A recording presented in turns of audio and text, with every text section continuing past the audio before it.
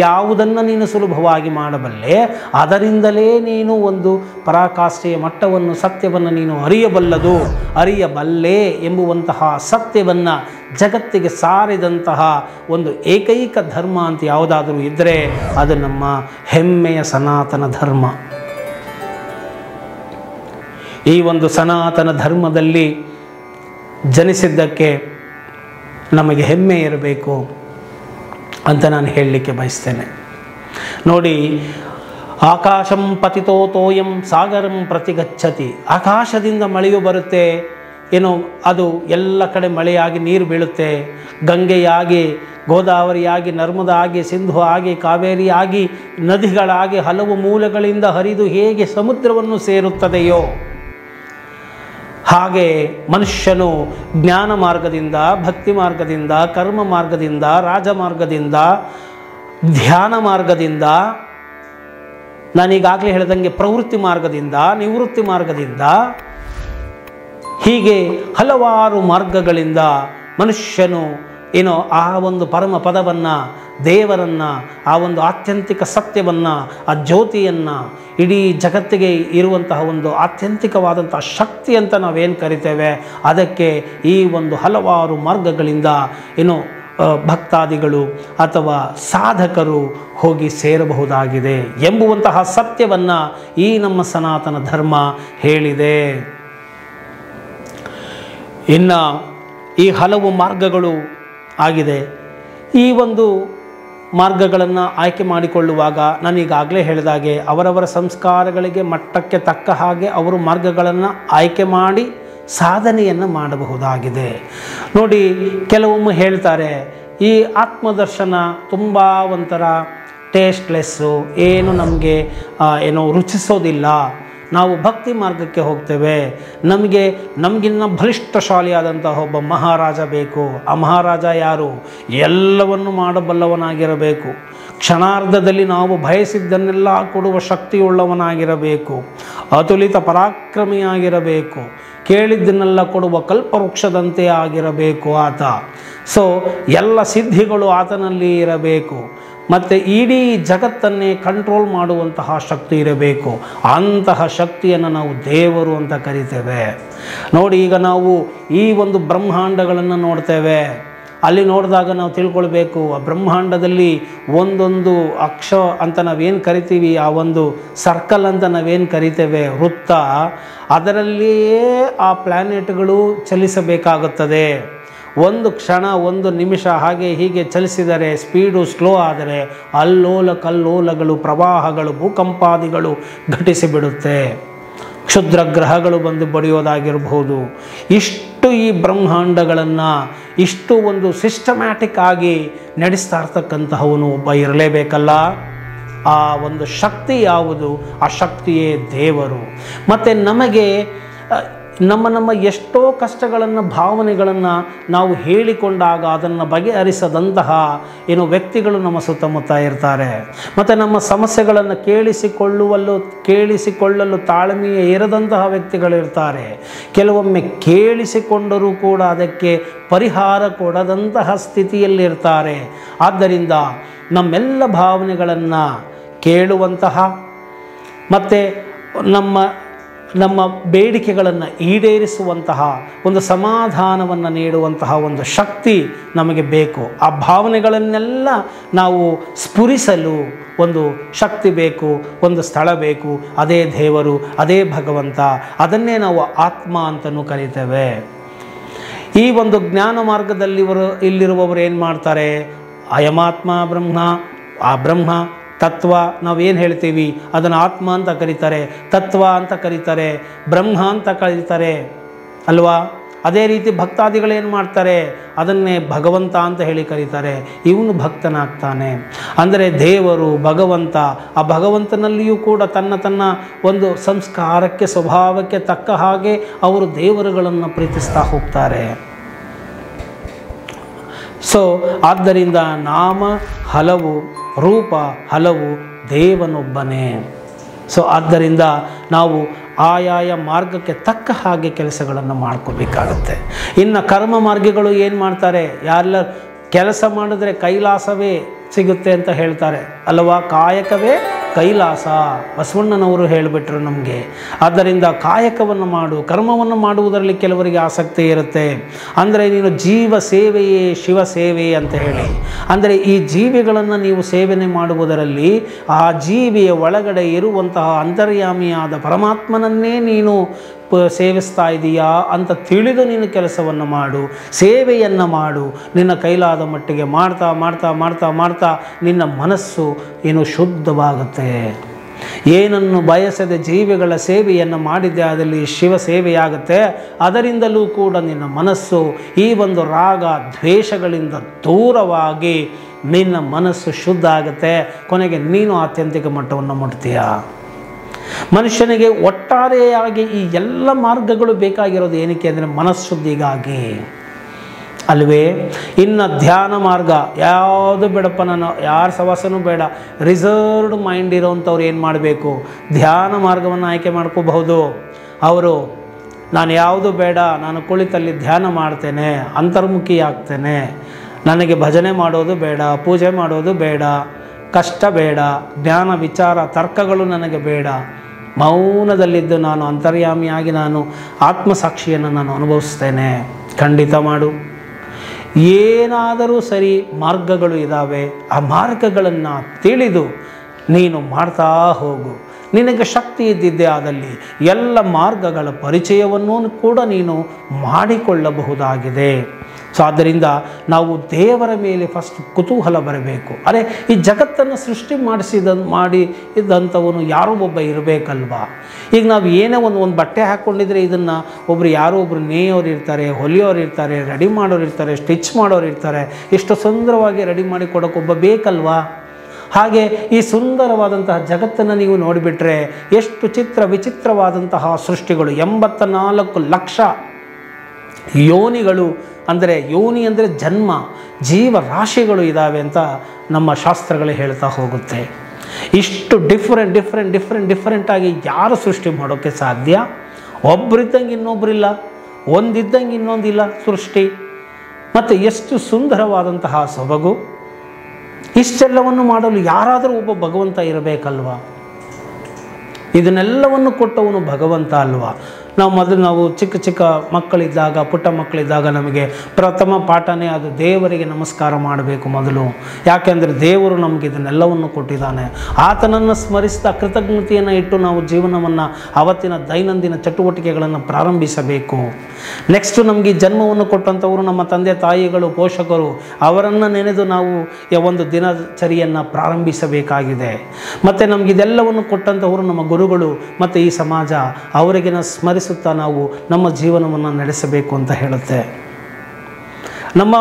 ನಮ್ಮ ಸನಾತನ ಧರ್ಮ ಹೇಳುತ್ತೆ, ನೀನು ಬೆಳಗ್ಗೆ ಎದ್ದ ಕೂಡಲೇ ನೀನು ಭೂಮಿ ತಾಯಿಗೆ ನಮಸ್ಕಾರ ಮಾಡಬೇಕು. ಯಾಕಂದರೆ ನಿಮ್ಮೆಲ್ಲರನ್ನು ಹೊತ್ತಿರ್ತಕ್ಕಂಥವಳು ಆಕೆಗೂ ನಮಸ್ಕಾರವನ್ನು ಮಾಡಿ ನೀನು ಹೋಗಬೇಕು. ನೋಡಿ ಎಂತೆಂಥ ಭಾವನೆಗಳು ನಮ್ಮಲ್ಲಿದೆ. ಮನುಷ್ಯನು ಇದೆಲ್ಲವನ್ನು ಅರ್ಥ ಮಾಡ್ಕೊಳ್ತಾ ಹೋದರೆ ಬಹಳ ಸುಂದರ ಜೀವನ, ಬಹಳ ಸುಂದರ. ಸನಾತನ ಧರ್ಮದಲ್ಲಿ ನೀವು ಅಧ್ಯಯನ ಮಾಡಬೇಕು ಅಂತ ಹೇಳಿ ಮುಳುಗಿಬಿಟ್ರೆ ನೀವು ಶುದ್ಧರಾಗಿ ಬಿಡ್ತೀರ. ಇದು ಜ್ಞಾನ ಗಂಗೆ. ಈಗ ಮಹಾಕುಂಭಮೇಳ ಗಂಗೆಯಲ್ಲಿ ಮುಳುಗಿ ಹೇಗೆ ಪಾಪಗಳು ಕಳೆಯುತ್ತವೋ ಹಾಗೆ ಇದು ಜ್ಞಾನ ಯಜ್ಞ.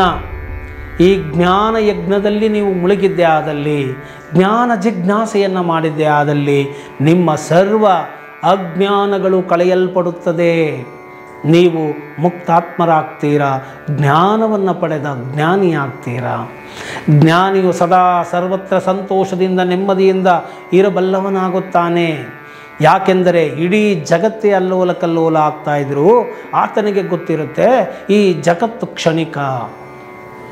ಇದೆಲ್ಲ ಬಹಳ ಇನ್ನು ಅವಸ್ಥಾತ್ರಯ ಚಂದ್ರಿಕೆ ಅಂತ ಬರುತ್ತೆ, ಜಾಗೃತ ಸ್ವಪ್ನ ಸುಷುಪ್ತಾವಸ್ಥೆಗಳು ಅಂತ ಬರುತ್ತೆ. ಆ ಒಂದು ಜಾಗೃತ ಸ್ವಪ್ನ ಸುಷುಪ್ತಾವಸ್ಥೆಗಳ ಅವಲೋಕನವನ್ನು, ವಿಚಾರವನ್ನು ವಿಮರ್ಶಿಸುವ ಸಂದರ್ಭದಲ್ಲಿ ಅದರ ಬಗ್ಗೆ ನಾನು ಮಾತಾಡ್ತಾ ಹೋಗ್ತೇನೆ. ಅಂದರೆ ಈ ರೀತಿಯಾಗಿ ಹಲವಾರು ವಿಚಾರಗಳು ನಮಗೆ ಬರ್ತಾ ಹೋಗುತ್ತೆ. ಹಲವಾರು ವಿವಿಧ ಶಾಖೆಗಳ ಮುಖಾಂತರ ನೀವು ಪರಮಾತ್ಮನನ್ನು ನೀವು ಸೇರಬಹುದಾಗಿದೆ. ಪರಮಹಂಸರು ಬಹಳ ಸರಳವಾಗಿ ಒಂದು ಕಡೆ ಹೇಳ್ತಾರೆ, ನೋಡಿ, ನೀವು ಮಾಡಿ ಮೇಲೆ ಹೋಗಬೇಕಾಗಿದೆ, ಅಂದರೆ ಅಟ್ಟದ ಮೇಲೆ ನೀವು ಹೋಗಬೇಕಾಗಿದೆ. ನೀವು ಏನು ಮಾಡ್ಬೋದು, ಅದನ್ನು ಹಗ್ಗವನ್ನು ಹಾಕಿ ಹಗ್ಗವನ್ನು ಹಿಡಿದು ಹತ್ತುವ ಮುಖಾಂತರ ನೀವು ಹಟ್ಟವನ್ನು ಸೇರಬಹುದು. ಅಥವಾ ಮೆಟ್ಟಿಲುಗಳಿದ್ದರೆ ಮೆಟ್ಟಿಲುಗಳನ್ನು ಉಪಯೋಗಿಸಿ ಆದರೂ ನೀವು ಮೇಲಕ್ಕೆ ಸೇರಬಹುದು. ಅಥವಾ ಇನ್ನೇನೋ ನಿಮಗೆ ವ್ಯವಸ್ಥೆಗಳಿದ್ದರೆ ನೀವು ಅದನ್ನು ಹಾರುವ ಮುಖಾಂತರ ಮೇಲಕ್ಕಾದರೂ ಹೋಗಿ ಸೇರಬಹುದಾಗಿದೆ. ಅಂದರೆ ಯಾವುದೇ ಪರಿಕರಗಳನ್ನಾದರೂ ನೀವು ಬಳಸ್ಕೊಳ್ಳಿ. You can use any sort of instrument. The point is you have to reach the upstairs. ಅಷ್ಟೇ. ಮೇಲ್ ಒಂದು ಮಹಡಿ ಅಂತ ನಾವೇನು ಕರಿತೇವೆ ಅಲ್ಲಿ ನೀವು ಹೋಗಬೇಕಾಗಿದೆ. ಹಗ್ಗದ ಮುಖಾಂತರ ಹೋಗ್ತಿರೋ, ಇಟ್ಟಿಗೆಗಳನ್ನು ಜೋಡಿಸ್ಕೊಂಡು ಮೆಟ್ಲು ಮಾಡ್ಕೊಂಡು ಹೋಗ್ತಿರೋ, ಅಥವಾ ಹಾರಿಕೊಂಡು ಹೋಗ್ತಿರೋ, ಅದು ನಿಮಗೆ ಬಿಟ್ಟಂಥ ವಿಚಾರ ಆಗಿದೆ. ಇರುವೆಗಳಾದರೆ ಇಲ್ಲಿಂದ ಅಲ್ಲಿಗೆ ಹೋಗೋಕ್ಕೆ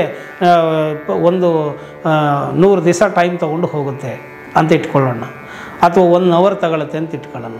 ಅದೇ ಪಕ್ಷಿ ಆದರೆ ಇಲ್ಲಿಂದ ಅಲ್ಲಿಗೆ ಹಾರ್ಕೊಂಡು ಹೋಗಿ 1 ನಿಮಿಷದಲ್ಲಿ ಹಾರ್ಕೊಂಡು ಹೋಗಿ ಕೂತ್ಕೊಳ್ಳುತ್ತೆ. ಸೊ ಹಾಗೆ ನಿಮ್ಮ ಒಂದು ಸಂಸ್ಕಾರಗಳು ಹೇಗಿದೆ, ನಿಮ್ಮ ತೀವ್ರತೆ ಹೇಗಿದೆ, ಜ್ಞಾನ ಪಿಪಾಸೆ ಹೇಗಿದೆ, ಆ ಜಿಜ್ಞಾಸುವಿನ ಒಂದು ಪ್ರಖರತೆ ಹೇಗಿದೆ ಎಂಬುದರ ಮೇಲೆ ನೀವು ಎಷ್ಟು ಬೇಗ ಈ ಅಧ್ಯಾತ್ಮವನ್ನು ನೀವು ಕಾಣಬಹುದು, ರಿಯಲೈಸ್ ಮಾಡಿಕೊಳ್ಳಬಹುದು ಎಂಬುವಂತಹ ವಿಚಾರಗಳು ನಿಂತಿರುತ್ತೆ. ಇನ್ನು ನಾವು ಈ ಒಂದು ಪ್ರವೃತ್ತಿ ಮಾರ್ಗ ಅಂತ ಹೇಳಿದ್ವಿ. ಹಾಗೆ ನಿವೃತ್ತಿ ಮಾರ್ಗವನ್ನು ನಾವು ಹೇಳೋದಾದರೆ ಈ ಒಂದು ಸನ್ಯಾಸ ಮಾರ್ಗ, ಕೆಲವರು ಸನ್ಯಾಸ ಸ್ವೀಕರಿಸದೆ ಗೃಹಸ್ಥಾಶ್ರಮವನ್ನು ಸ್ವೀಕರಿಸದೆ ಏಕ ವ್ಯಕ್ತಿಯಾಗಿ ಅಥವಾ ನಿರ್ಜನ ಪ್ರದೇಶಗಳಲ್ಲಿಯೋ ಅಥವಾ ಇರುವ ಜಾಗವೇ ನಿರ್ಜನ ಪ್ರದೇಶವನ್ನಾಗಿ ಮಾಡಿಕೊಂಡು ವ್ಯಕ್ತಿಗಳ ಸಂಪರ್ಕವಿಲ್ಲದೆ ಆತನು ತನ್ನ ತಪಸ್ಸನ್ನು ಮಾಡ್ತಾ ಇದ್ದರೆ ಆ ಥರ ಮೂಲಕವೂ ಕೂಡ ಆತನು ಆ ಒಂದು ಸತ್ಯ ಪದವನ್ನು ಸೇರಬಹುದಾಗಿದೆ. ಅದನ್ನು ನಾವು ನೇತಿ ನೇತಿ ನೇತಿ ನೇತಿ ಮಾರ್ಗ ಅಂತ ಹೇಳಿ ಕರಿತೇವೆ. ಇದಲ್ಲ ಬ್ರಹ್ಮ ಅಂದರೆ ಇದಲ್ಲ. ಪರಮಹಂಸ ಹೇಳ್ತಾರೆ, ಬ್ರಹ್ಮ ಒಂದೇ ಎಂಜಲಾಗದ ವಸ್ತು, ಮಿಕ್ಕೆಲ್ಲವನ್ನೂ ಕೂಡ ನಾವು ಎಂಜಲು ಮಾಡಿಬಿಡ್ಬೋದು. ಅಂದರೆ ಏನು ಎಂಜಲು ಅಂದರೆ ಏನು? ಈ ಒಂದು ಪಂಚೇಂದ್ರಿಯಗಳಿಗೆ ಸಿಲುಕುವಂಥದ್ದು, ವರ್ಣಿಸಲು ಆಗುವಂಥದ್ದು, ನೋಡಲು ಆಗುವಂಥದ್ದು. ಆದರೆ ಬ್ರಹ್ಮ ಈ ಒಂದು ಪಂಚೇಂದ್ರಿಯಗಳಿಗೂ ಮೀರಿದಂತಹ ವಸ್ತು. ಆದ್ದರಿಂದವೇ ಇದನ್ನು ಎಂಜಲಾಗದ ವಸ್ತು ಅಂತ ಹೇಳಿ ಪರಮಹಂಸರು ಒಂದು ಕಡೆ ಕರೀತಾರೆ. ಇಂತಹ ಒಂದು ನಿವೃತ್ತಿ ಮಾರ್ಗದ ಮುಖಾಂತರವೂ ಕೂಡ ನಾವು ಪರಮಾತ್ಮನನ್ನು ಸೇರಬಹುದಾಗಿದೆ. ಇನ್ನು ಈ ಒಂದು ಪ್ರವೃತ್ತಿ ಮಾರ್ಗದವರು ಏನು ಮಾಡಬಹುದು? ಈ ಒಂದು ನಾನು ಈಗಾಗಲೇ ಹೇಳಿದಾಗೆ ರೂಪುರೇಷೆಗಳು, ಅಂದರೆ ಹೇಗೆ ಹೋಗಬೇಕು ಅಂತ.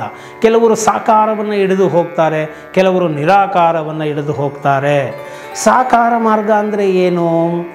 ಶಿವ, ಈಗ ನಾವು ಹೇಳ್ತಾ ಇದ್ದೀವಿ ಶಿವರಾತ್ರಿ ದಿನ ಶಿವ, ವಿಷ್ಣು, ಈ ರೀತಿಯಾಗಿ ದುರ್ಗಿ, ಚಾಮುಂಡಿ, ಬನಶಂಕರಿ, ಹೀಗೆ ಹಲವಾರು ದೇವರುಗಳ ನಾಮ ಮತ್ತು ರೂಪದ ಮುಖಾಂತರ ತಮ್ಮ ತಮ್ಮ ಭಾವನೆಗಳನ್ನು ಅಲ್ಲಿಗೆ ಹಾಕ್ತಾರೆ. ಅಂದರೆ ವಿವೇಕಾನಂದರು ಒಂದು ಕಡೆ ಹೇಳ್ತಾರೆ, ಈ ದೇವರು ಸಾಕಾರ ಅಂದರೆ ಏನಪ್ಪ ಅಂದರೆ, ನಾವೆಲ್ಲ ಬಟ್ಟೆಗಳನ್ನ ಹಾಕ್ಕೊಂಡಿರ್ತೀವ, ಕೊನೆಗೆ ನಾವು ಮನೆಗೆ ಹೋದ್ಮೇಲೆ ಏನು ಮಾಡ್ತೀವಿ, ಇದೆಲ್ಲ ಭಾರವನ್ನು ತೆಗೆದು ಒಂದು ಗೂಟಕ್ಕೆ ನಾವು ತಗಲಾಕ್ತೀವಿ.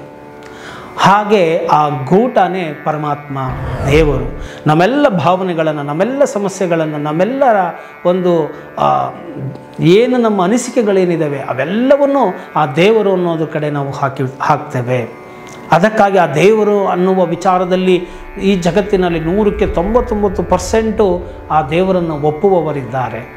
ಅಲ್ಲಗಳೆಯುವವರು ಇದ್ದಾರೆ 1%. 99 ಭಾಗಕ್ಕೆ ಬೇಕು ದೇವರು. ಯಾಕಂದರೆ ನಮ್ಮನ್ನು ಕಾಯುವ, ಕೇಳುವ, ನೋಡುವ, ನಮ್ಮನ್ನು ಪೋಷಿಸುವ ಒಂದು ಚೈತನ್ಯ ಇದೆ, ಒಂದು ಶಕ್ತಿ ಇದೆ ಅಂತ ಹೇಳಿದರೆ, ಎಲ್ಲೋ ಯಾವುದೋ ಸಂದರ್ಭದಲ್ಲಿ ಬಿದ್ದಂತಹ ವ್ಯಕ್ತಿಗೆ ಅಥವಾ ಸರಿಯಾಗಿರುವ ವ್ಯಕ್ತಿಗೂ ಕೂಡ ಒಂದು ಚೇತನದ ಆಸರೆಯಲ್ಲಿ ನಾವು ಇದ್ದೀವಿ ಅಂತಂದರೆ ಅದು ಸಮಾಧಾನವನ್ನು ಕೊಡುತ್ತೆ. ಆದ್ದರಿಂದ ಈ ಒಂದು ಸಾಕಾರ ಮೂರ್ತಿಗಳು, ಅಂದರೆ ಭಕ್ತಿ ಮಾರ್ಗದವರೆಲ್ಲ ಈ ಸಾಕಾರಗಳನ್ನು ಇಟ್ಟುಕೊಂಡು ಪೂಜೆಗಳನ್ನು ಮಾಡುವ ಮುಖಾಂತರ ಈ ಒಂದು ಮಟ್ಟಕ್ಕೆ ಹೋಗ್ತಾರೆ. ಆತ್ಯಂತಿಕ ಮಟ್ಟವನ್ನು ಕೂಡ ಮುಟ್ಟಬಹುದಾಗಿದೆ. ಆದರೆ ನೋಡಿ, ವಿವೇಕಾನಂದರ ಒಂದು ಘಟನೆ ಬರುತ್ತೆ. ಅದು ಏನಪ್ಪ ಅಂತ ಹೇಳಿದರೆ, ಈ ಒಂದು ಮಹಾರಾಜರ ಫೋಟೋ ಇರುತ್ತೆ. ಆಗ ಈ ಸಾಕಾರದ ಬಗ್ಗೆ ವರ್ಣನೆ ಮಾಡುವಂತಹ ಸಂದರ್ಭದಲ್ಲಿ ನೋಡಿ, ಈಗ ಕೆಲವು ಧರ್ಮದವರು ನಿರಾಕಾರವನ್ನು ಪೂಜಿಸ್ತಾರೆ. ನಮ್ಮಲ್ಲಿ 108 ನಾಮಗಳು, 108 ರೂಪಗಳು, ಎಲ್ಲ ಕಣ್ಣಿಗೆ ಕಂಡದ್ದೆಲ್ಲವೂ ದೇವರೇ ನಮ್ಮಲ್ಲಿ. ಸೊ ಈ ರೀತಿಯಾಗಿ ನಾವು ಮಾಡ್ತಾ ಇರೋದು ಸರಿನಾ? ಈಗ ಯಾವುದೋ ಒಂದು ಕಲ್ಲಿಗೆ ಪೂಜೆ ಮಾಡೋದು ಸರಿನಾ, ಅಥವಾ ವಿಗ್ರಹಕ್ಕೆ ಪೂಜೆ ಮಾಡೋದು ಸರಿನಾ, ವಿಗ್ರಹಾರಾಧನೆ ಸರಿನಾ ಅಂತೆಲ್ಲ ಕೇಳಿದಾಗ ಅವರು ಹೇಳ್ತಾರೆ, ಒಂದು ಫೋಟೋವನ್ನು ತರಿಸಿ ಆ ಮಹಾರಾಜರಿಗೆ ಹೇಳ್ತಾರೆ, ನೋಡು ಈ ಒಂದು ಇದಕ್ಕೆ ಫೋಟೋಗೆ ನೀನು ಹುಗಿ ಅಂತ ಹೇಳ್ತಾರೆ. ಅವರು ಏನಿದು ಈ ಥರ ಕೇಳ್ತಾ ಇದ್ದೀರಲ್ಲ ಸ್ವಾಮೀಜಿ, ಇದು ಹುಗಿಯೋಕ್ಕೆ ಸಾಧ್ಯನಾ ಅಂತ. ಅದೇನು ಜಸ್ಟ್ ಫೋಟೋ ಫ್ರೇಮಪ್ಪ ಅಷ್ಟೇ, ಹುಗಿ ಅದಕ್ಕೆ ಅಂತ ಹೇಳಿದಾಗ ಇಲ್ಲ ಅನ್ಯಥಾಕ್ಕೂ ಆಗೋದಿಲ್ಲ ಅಂಥೇಳಿ. ಅಂದರೆ ನಾವು ಅಲ್ಲಿ ಅರ್ಥ ಮಾಡಿಕೊಳ್ಳಬೇಕು, ಅದು ಕೇವಲ ಫ್ರೇಮು, ಫೋಟೋ, ವುಡ್ಡು ಇಷ್ಟೇ, ಪೇಪರು. ಆದರೆ ಅದು ನಿಜವಾದ ಮಹಾರಾಜನನ್ನು ನೆನೆಸುತ್ತದೆ, ನಮಗೆ ಅವರನ್ನು ನಮ್ಮ ಸ್ಮೃತಿ ಪಟಲಕ್ಕೆ ತರುತ್ತೆ, ಆ ಭಾವನೆಗೆ ನಮ್ಮನ್ನು ಕರೆದುಕೊಂಡು ಹೋಗುತ್ತೆ. ಆದ್ದರಿಂದ ಈ ಸಾಕಾರಗಳು ಬೇಕಾಗಿದೆ. ಯಾರು ಇದು ಕಲ್ಲು ಅಂತ ಪೂಜೆ ಮಾಡಲ್ಲ, ಆ ಕಲ್ಲಿನೊಳಗೆ ಇರುವಂತಹ ಪರಮಾತ್ಮನನ್ನು, ಭಗವಂತನನ್ನು ಪೂಜೆ ಮಾಡ್ತಾರೆ. ಭಗವಂತ ನೀನು ಅಂತ ಹೇಳಿ ನೆನೆಯುತ್ತಾರೆ. ನೋಡಿ, ದೇವಸ್ಥಾನಕ್ಕೆ ಹೋಗಿ ದೇವರ ದರ್ಶನವನ್ನು ಮಾಡಿದ ನಂತರ ಆ ದೇವರನ್ನು ಕಣ್ಣು ಮುಚ್ಕೊಂಡು ಒಳಗಡೆ ಅದನ್ನು ಧ್ಯಾನಿಸ್ತಾರೆ. ಆದ್ದರಿಂದ ಈ ಒಂದು ಪ್ರವೃತ್ತಿ, ಈ ಒಂದು ಸಾಕಾರ ಅನ್ನೋದು ಏನಿದೆ, ಈ ಸಾಕಾರದ ಮುಖಾಂತರನೂ ಕೂಡ ಭಗವಂತನನ್ನು, ಪರಮಪದವನ್ನು ಮುಟ್ಟಬಹುದು. ಇನ್ನು ಕೆಲವರಿಗೆ ನಾನೀಗಾಗಲೇ ಹೇಳಿದಾಗೆ ಧ್ಯಾನದಲ್ಲಿ ಕುಳಿತಿರ್ತಕ್ಕಂತಹ ವ್ಯಕ್ತಿಗಳು ಆತ್ಮ ಸಾಕ್ಷಾತ್ಕಾರವನ್ನು ಮಾಡಿಕೊಳ್ಳಬಹುದು. ಅವರು ಯಾವ ದೇವಸ್ಥಾನಗಳಿಗೆ ಹೋಗದೇ ಇದ್ದರೂ ಕೂಡ, ಯಾವ ದೇವರನ್ನು ಭಜಿಸದೇ ಇದ್ದರೂ ಕೂಡ, ಮತ್ತು ಯಾವ ಸಾಕಾರ ಮೂರ್ತಿಗಳಿಗೆ ನಮನ ಮಾಡದೇ ಇದ್ದರೂ ಕೂಡ, ಯಾವ ಒಂದು ದೇವರ ಹೆಸರಿನಲ್ಲಿ ಏನೂ ಪೂಜೆ ಆಗಲಿ, ಅರ್ಚನೆ ಆಗಲಿ, ಅರ್ಘ್ಯ ಆಗಲಿ, ತೀರ್ಥ ಆಗಲಿ, ತೀರ್ಥ ಸ್ನಾನ ಆಗಲಿ ಏನು ಮಾಡದೆ ಹೋದರೂ ಕೂಡ ನಿವೃತ್ತಿ ಮಾರ್ಗದಲ್ಲಿದ್ದು ಪರಮಾತ್ಮನನ್ನು ಸದಾ ನೆನೆಯುತ್ತಾ ಆತ್ಮ ಜಿಜ್ಞಾಸೆಯನ್ನು ಮಾಡ್ತಾ ಪರಮಪದವನ್ನು ಸೇರಬಹುದಾಗಿದೆ. ಅಂದರೆ ಈ ಎಲ್ಲ ಬಾಹ್ಯವಾದಂಥ ಆಕರ್ಷಣೆಗಳನ್ನು ತೊರೆದು ಸನ್ಯಾಸಿಯಾಗಿ ಇದು ಯಾವುದು ನನಗೆ ಬೇಡ ಅಂತ ಹೇಳಿ ಪರಮಾತ್ಮನನ್ನು, ಇದು ನೇತಿ ಇದೆಲ್ಲ ಬ್ರಹ್ಮ, ಇದೆಲ್ಲ ಬ್ರಹ್ಮ, ಇದೆಲ್ಲ ಬ್ರಹ್ಮ. ಯಾಕೆ? ಬ್ರಹ್ಮ ನಾಶವಾಗದೇ ಇರುವಂಥದ್ದು, ನಶಿಸದೇ ಇರುವಂಥದ್ದು, ಸದಾ ಇರುವಂಥದ್ದು. ಅಂತಹ ಪರಬ್ರಹ್ಮನನ್ನು ಈ ಒಂದು ನಿವೃತ್ತಿ ಮಾರ್ಗದ ಮುಖಾಂತರ ಪಡ್ಕೊಳ್ತಾರೆ. ಈಗ ಈರುಳ್ಳಿ ಸಿಪ್ಪೆ ಇರುತ್ತಲ್ಲ, ಈರುಳ್ಳಿ ಇರುತ್ತೆ, ಆ ಸಿಪ್ಪೆನ ಬಿಡಿಸ್ತಾ ಕೊನೆಗೆ ಏನಾಗುತ್ತೆ? ಏನೂ ಇರೋದಿಲ್ಲ ಅಲ್ಲಿ. ಅದು ಆ ಒಂದು ಮಾರ್ಗವನ್ನು ನಾವು ನಿವೃತ್ತಿ ಮಾರ್ಗ ಅಂತ ಕರಿತೇವೆ. ಇದಲ್ಲ ದೇವರಂದರೆ ಇದು ಅಂತ ಹೇಳೋದು ಸಾಕಾರ. ಈ ದೇವರಂದರೆ ಇದಲ್ಲ ಅಂತ ಹೇಳುವುದು ನಿರಾಕಾರ. ನೆಗೆಟ್ ಮಾಡೋದು ಮಾಡ್ತಾ ಹೋಗ್ತಕ್ಕಂಥದ್ದು. ಸೊ ಅಂತಹವರು ಕೂಡ ಈ ಒಂದು ಪರಮಪದವನ್ನು ಮುಟ್ಟಬಹುದಾಗಿದೆ. ನೋಡಿ, ನಮ್ಮ ಸನಾತನ ಧರ್ಮದ ವೈಶಿಷ್ಟ್ಯತೆ, ವೈಭೋಗ ಮತ್ತು ಉದಾರೀಕರಣ ಮತ್ತು ಸಾರ್ವಜನಿಕರ ಮೇಲೆ, ಮಕ್ಕಳ ಮೇಲೆ ಇರತಕ್ಕಂತಹ ಪ್ರೀತಿ. ಹೀಗೆ ನೀನು ಮಾಡಬೇಕು ಅನ್ನೋದಿಲ್ಲ.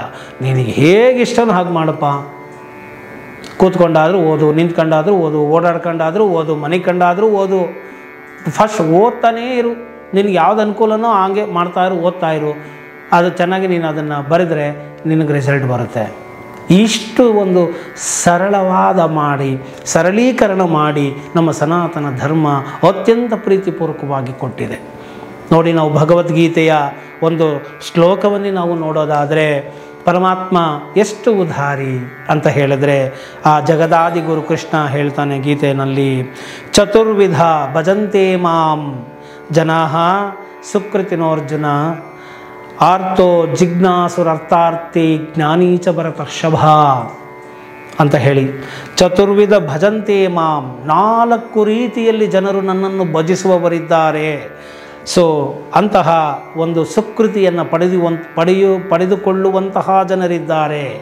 ಅರ್ಥಾರ್ಥಿ ಜ್ಞಾನೀಚ ಭರತರ್ಷಭ ಅಂದರೆ ಮೊದಲು 4 ಕ್ಯಾಟಗರಿಗಳನ್ನು ಮಾಡಿಬಿಟ್ರು. ಅಂದರೆ ನನಗೆ ಅದು ಬೇಕು, ಇದು ಬೇಕು. ದೇವಸ್ಥಾನಗಳಿಗೆ ಹೋಗಿ ಕೇಳೋದು, ಪರಮಾತ್ಮ ನನಗೆ ಅದು ಮಾಡಿಕೊಡು, ನಿನಗೆ ಇಷ್ಟು 100 ತೆಂಗಿನಕಾಯಿ ಹೊಡಿತೀನಿ, ಅಥವಾ ನಿನಗೇನೋ ಚಕ್ಲಿ ಹಾರ ಹಾಕ್ತೀನಿ, ಕಜ್ಜಾಯ ಹಾರ ಕೊಡ್ತೀನಿ, ಇನ್ನೇನೋ ಕೊಡ್ತೀನಿ ಅಂತ. ಪ್ರತಿಯೊಂದು ಸೃಷ್ಟಿ ಮಾಡಿರುವುದೇ ಪರಮಾತ್ಮ. ಆತನು ಸೃಷ್ಟಿ ಮಾಡಿರುವುದನ್ನು ಆತನಿಗೆ ಕೊಡುವುದರ ಮುಖಾಂತರ ನಾನು ಸೇವೆ ಮಾಡ್ತಾ ಇದ್ದೀನಿ ಅಂತ ಹೇಳ್ತಾ ಪರಮಾತ್ಮನನ್ನು ಕೇಳ್ಕೊಳ್ತಕ್ಕಂಥದ್ದು ಅದು ತಪ್ಪಲ್ಲ. ನೋಡಿ ಎಷ್ಟು ಉದಾರಿ ಕೃಷ್ಣ. ಅಂದರೆ ನಾವು ನಮ್ಮ ತಂದೆ ತಾಯಿಯನ್ನೇ ನಾವು ಕೇಳಬೇಕಲ್ವಾ? ನಮ್ಮನ್ನು ಹುಟ್ಟಿಸಿದ ತಂದೆ ತಾಯಿನೇ ನಾವು ಕೇಳಬೇಕಲ್ವ? ನಾವು ಕೆಲಸ ಮಾಡಿದಾಗ ಅವ್ರಿಗೆ ನಾವೇನು ಕೇಳಬೇಕಲ್ವ? ಹಾಗೆ ಈ ಪರಮಾತ್ಮನು ನಮ್ಮ ತಂದೆ, ನಮ್ಮ ತಾಯಿ, ಈ ಆಕೆಯನ್ನು ಕೇಳದೆ, ಆತನನ್ನು ಕೇಳದೆ ಇನ್ಯಾರನ್ನು ಕೇಳುವುದು ಎಂಬುವಂತಹ ಭಾವ ಎಷ್ಟು ಒಳ್ಳೆಯದು.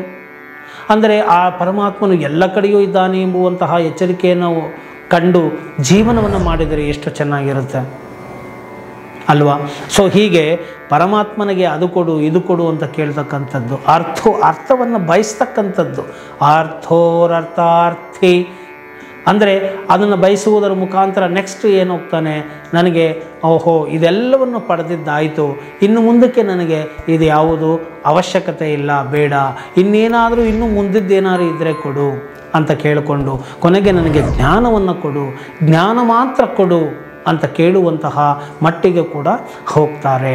ಅಂದರೆ ಈ ಒಂದು ಬೇಕು ಎಂಬುವಂತಹ ಬೇಡಿಕೆಯಿಂದ ಅದನ್ನು ಪಡೆದು ಅದನ್ನು ಅನುಭವಿಸಿ ಅದರ ಸ್ವರೂಪವನ್ನು ಅರಿತು ನಂತರ ಅದು ಬೇಡ ಅಂದಾಗ ಅದಕ್ಕೂ ಮೀರಿದದ್ದನ್ನು ಪಡೆದು ಜ್ಞಾನವನ್ನು ಪಡೆದುಕೊಳ್ತಕ್ಕಂಥದ್ದು.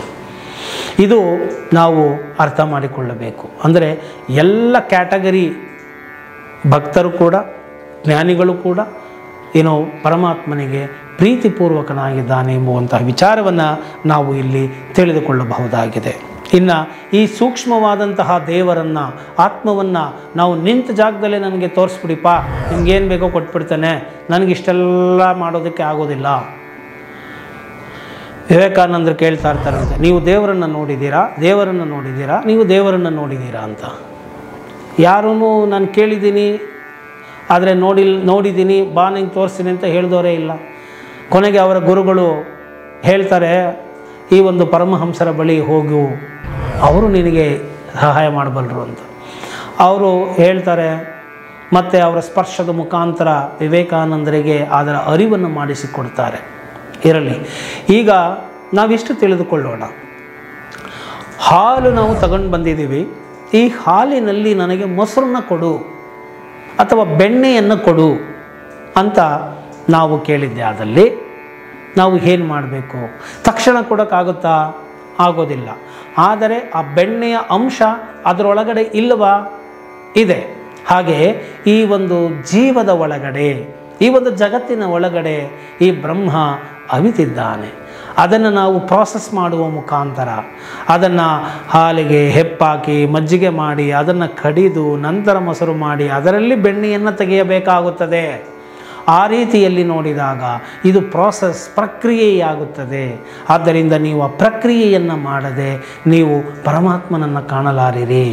ಅಂತಹ ಚಕ್ಷುಷಿಯನ್ನು ಬೆಳೆಸಿಕೊಳ್ಳದೆ, ಇನ್ನುವರ್ಡ್ ಐ ಅಂತ ನಾವೇನು ಕರಿತೀವಿ ಅದನ್ನು ನೀವು ಬೆಳೆಸಿಕೊಳ್ಳದೆ ನೀವು ಈ ಸ್ಥೂಲ ಕಣ್ಣುಗಳಿಂದ ಪರಮಾತ್ಮನನ್ನು, ಈ ಕಲುಷಿತ ಕಣ್ಣುಗಳಿಂದ ಪರಮಾತ್ಮನನ್ನು, ಪವಿತ್ರವಾದಂತಹ ದೈವವನ್ನು ಕಾಣುವುದು ಹೇಗೆ?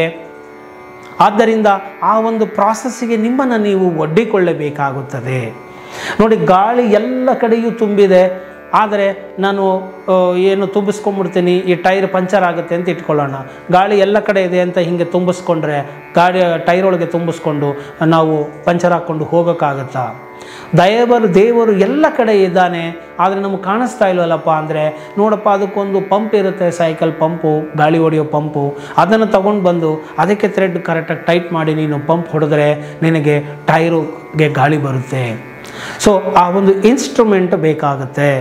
ಆದ್ದರಿಂದ ಈ ಒಂದು ಸೂಕ್ಷ್ಮವಾದಂತಹ ಪರಮಾತ್ಮನನ್ನು, ಎಲ್ಲೆಡೆಯೂ ಇರುವಂತಹ ಪರಮಾತ್ಮನನ್ನು ನೋಡಲು ನಮಗೆ ಯಾಕೆ ಕಾಣಿಸ್ತಾ ಇಲ್ಲ ಅಂದರೆ, ನಾವು ಪರಿಶುದ್ಧ ಕಣ್ಣುಗಳಿಂದ ಪವಿತ್ರಾತ್ಮರಾಗಿ ಪರಮಾತ್ಮನನ್ನು ನಾವು ನೋಡಲು ಕೆಲವು ಇನ್ಸ್ಟ್ರೂಮೆಂಟ್ಗಳು, ಸಾಧನೆಗಳನ್ನು ಮಾಡ್ಕೋಬೇಕಾಗತ್ತೆ. ಈಗ ನೋಡಿ, ನೀರು ಒಳಗಡೆ ತುಂಬ ಕ್ಲಿಯರ್ ಆಗಿದೆ, ಮೇಲುಗಡೆ ಪಾಚಿ ಕಟ್ಟಿದೆ. ಆ ಪಾಚಿ ನೀವು ನೋಡಿದಾಗ ಬರೀ ಪಾಚಿನೇ ಕಾಣ್ತಾ ಇರುತ್ತೆ, ಒಳಗಡೆ ಶುದ್ಧವಾದ ಜಲ ನಿಮಗೆ ಕಾಣೋದೇ ಇಲ್ಲ. ಅದು ಯಾವಾಗ ನಿಮಗೆ ಕಾಣುತ್ತೆ ಅಂತ ಹೇಳಿದರೆ, ಆ ಪಾಚಿಗಳನ್ನು ನೀವು ಆ ಕಡೆ ಈ ಕಡೆ ಕಳಿಸಿದಾಗ ನಿಮಗೆ ಆ ಒಂದು ನೀರು, ಶುದ್ಧವಾದಂತಹ ಜಲ ಕಾಣುತ್ತೆ. ಹಾಗೆ ಅದನ್ನು ಕ್ಲಿಯರ್ ಮಾಡಬೇಕಾಗುತ್ತೆ, ಕ್ಲೀನ್ ಮಾಡಬೇಕಾಗುತ್ತೆ. ಇನ್ನು ಬೆಳಗ್ಗೆ ಹೊತ್ತು ನೀವು ಬಿಸಿಲಿನ ಸಂದರ್ಭದಲ್ಲಿ ನೇರವಾಗಿ ನನಗೆ ನಕ್ಷತ್ರಗಳನ್ನ ತೋರಿಸಿ ಅಂದರೆ ನಕ್ಷತ್ರಗಳನ್ನು ಬಿಸಿಲಲ್ಲಿ ನೋಡೋಕ್ಕಾಗೋದಿಲ್ಲ. ಹಾಗಂದ ಮಾತ್ರಕ್ಕೆ ನಕ್ಷತ್ರಗಳೇ ಇಲ್ಲವಾ? ಖಂಡಿತ ಇದೆ. ಅದಕ್ಕೆ ರಾತ್ರಿ ಆಗಬೇಕು. ಆ ಒಂದು ಲೈಟು, ಬೆಳಕು, ಕತ್ತಲೆಯ ಒಂದು ನೋಟ ಆಗಬೇಕು, ಮತ್ತು ಆ ಒಂದು ಪರಿಸರ ಬರಬೇಕು, ಆ ಒಂದು ಬೆಳಕೆಲ್ಲ ಹೋಗಿ ಕತ್ತಲೆ ಇದ್ದಾಗ ನೀವು ಆ ಒಂದು ಶುದ್ಧವಾದಂತಹ ನಕ್ಷತ್ರಗಳನ್ನು ನೀವು ನೋಡಬಹುದಾಗಿದೆ. ಕತ್ತಲೆ ಇದ್ದಾಗ ಜ್ಯೋತಿಯು ಹೇಗೆ ನಕ್ಷತ್ರಗಳು ಕಾಣುತ್ತೋ ಹಾಗೆ ನಿಜವಾದಂತಹ ಜ್ಯೋತಿ, ಆತ್ಮ ಜ್ಯೋತಿ ನೀವು ಕಾಣಬೇಕಾದರೆ ನಿಮ್ಮೊಳಗಡೆ ಇರುವಂತಹ ಅಜ್ಞಾನವೆಂಬ ಕತ್ತಲು ಕಳೆದಾಗ ನೀವು ಆತ್ಮಜ್ಯೋತಿಯನ್ನು ನೋಡಬಲ್ಲವರಾಗಿದ್ದೀರಾ ಎಂಬುವಂತಹ ಮಾತನ್ನು ಕೂಡ ನಾನು ಇಲ್ಲಿ ಹೇಳ್ತೇನೆ.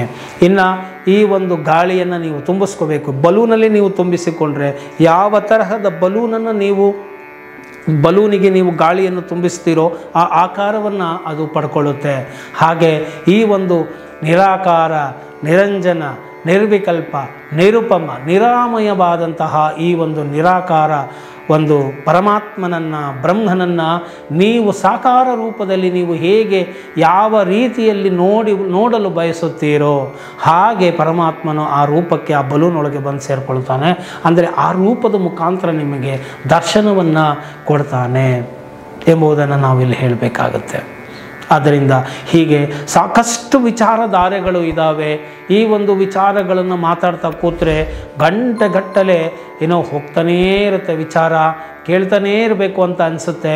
ಸೊ ಆದ್ದರಿಂದ ನಾವು ಒಂದು ಇತಿಮಿತಿಗಳು ಇರುವುದರಿಂದ ನಾನು ಇವತ್ತಿನ ವಿಚಾರವನ್ನು ಇಲ್ಲಿಗೆ ನಿಲ್ಲಿಸ್ತಾ ಇದ್ದೇನೆ.